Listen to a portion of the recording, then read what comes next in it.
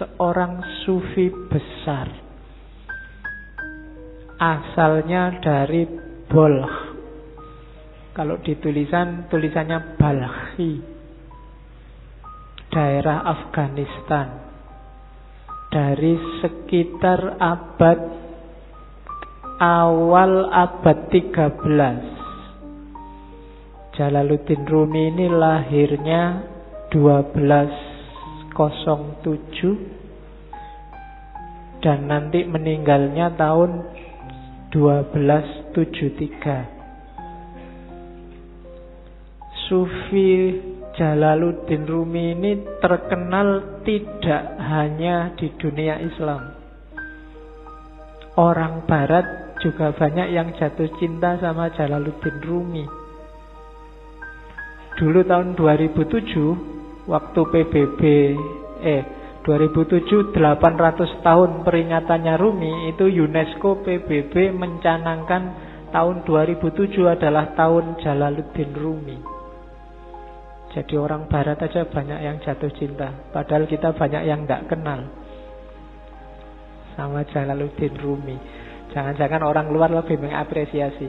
Dan sejauh yang saya tahu, muka kita umat Islam itu banyak diselamatkan oleh beliau-beliau ini.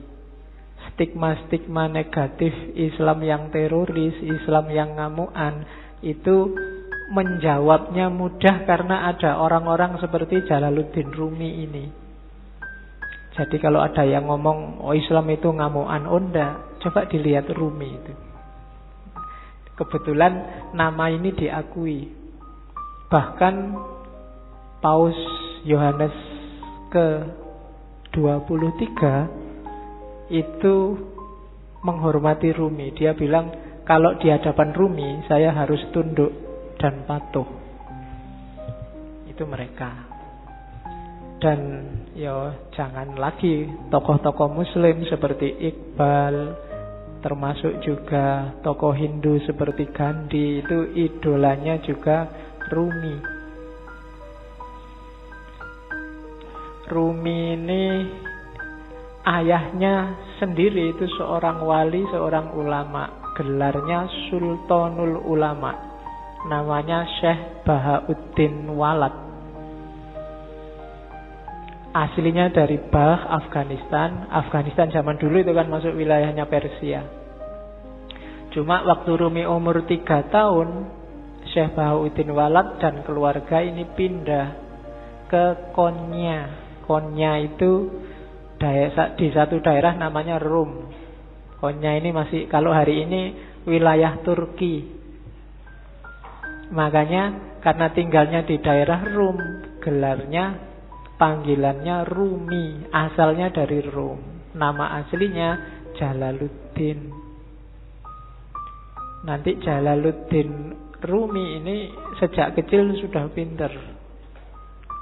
Bahkan begitu masuk ke Konya, beberapa tahun saat dia umur 7-8 tahun, sama ayahnya diajak sowan ke wali besar saat itu, Fariduddin Attar.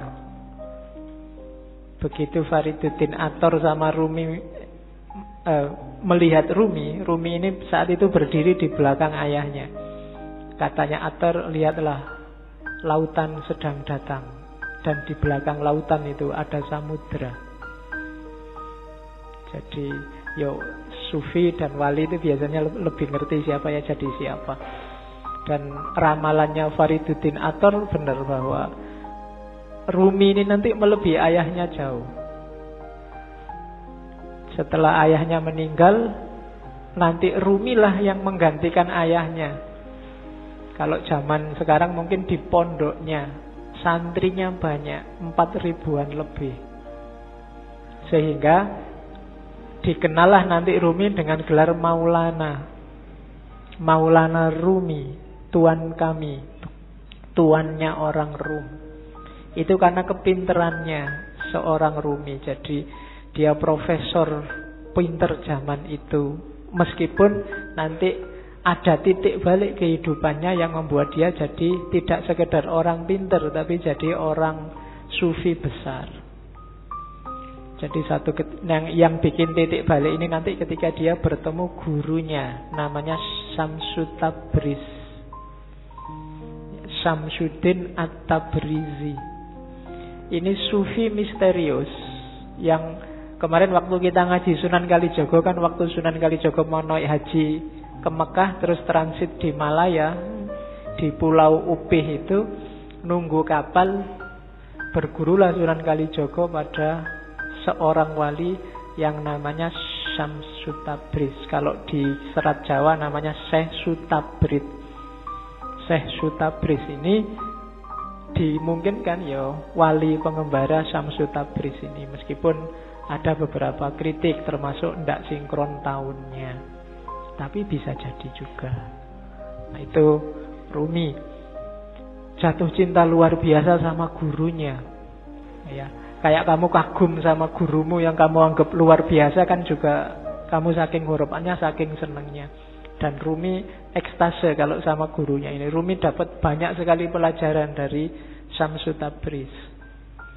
Dari situlah Rumi kemudian mulai menarik diri dari dunia ramai. Dia mulai zuhud, mulai uzlah, yang nanti memunculkan fitnah-fitnah, bikin Syamsut Tabriz tidak nyaman di dekat Rumi, terus pergi. Ketika gurunya ini pergi, itu Rumi mengalami semacam depresi, semacam stres, ditinggal orang yang paling disayangi.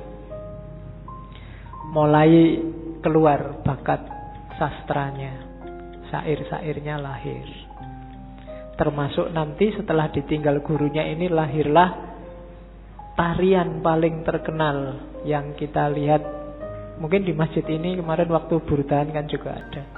Orang barat menyebutnya whirling dervish, sufi berputar, yang gambarnya orang muter-muter cepat sekali itu. Jadi itu sebenarnya waktu Rumi sumpek, suatu ketika dia ke tempatnya seorang muridnya namanya Salahuddin. Salahuddin ini pandai besi. Jadi tukang besi yang biasanya nempa besi itu. Nah, dia merenung di situ, termenung. Tiba-tiba dia dengar ketukan besi itu yang teng yang membentuk apalah kalian. Saya tidak tahu di Jogja di mana ya pandai besi. Sekarang enggak, mungkin enggak populer.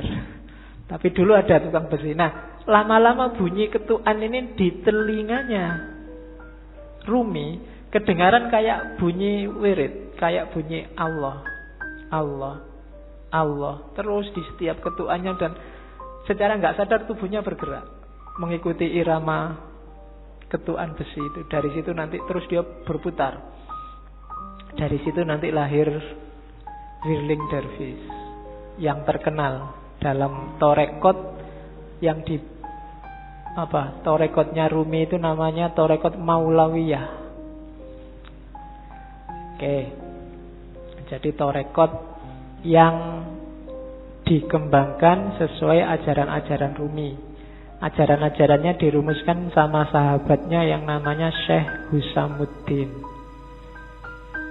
Kalau Rumi dia nulis beberapa kitab besar yang populer, yang kita ngaji di sini sama Cak Kus itu Rubaiyat.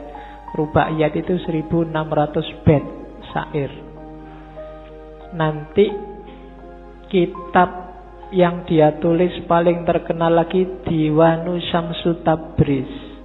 Ini pujian-pujian syair tentang gurunya Syamsut Tabriz.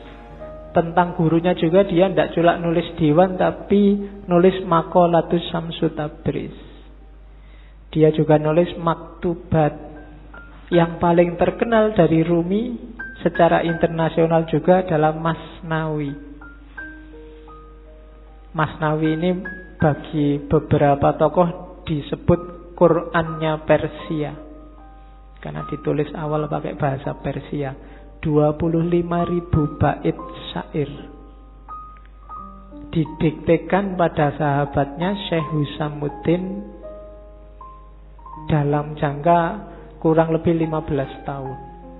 Meskipun enggak secara kontinu di tahun-tahun terakhir kehidupannya Rumi, itu untuk menutupi kerinduannya pada gurunya Syekh Husamuddin ini sahabatnya yang bertugas mencatat syair-syairnya Rumi. Jangan salah, Rumi itu kalau bersyair nggak pakai mikir, nggak pakai nulis.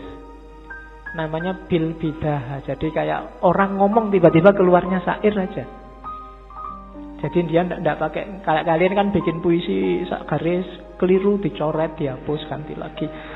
Kurang indah dihapus. Enggak, kalau Rumi namanya bil bidah, secara langsung. Badihi itu kan langsung. Jadi begitu dia ekstase, dia ngomong dan muridnya mencatat. Dari situ lahirlah Masnawi yang 25.000 bait syair.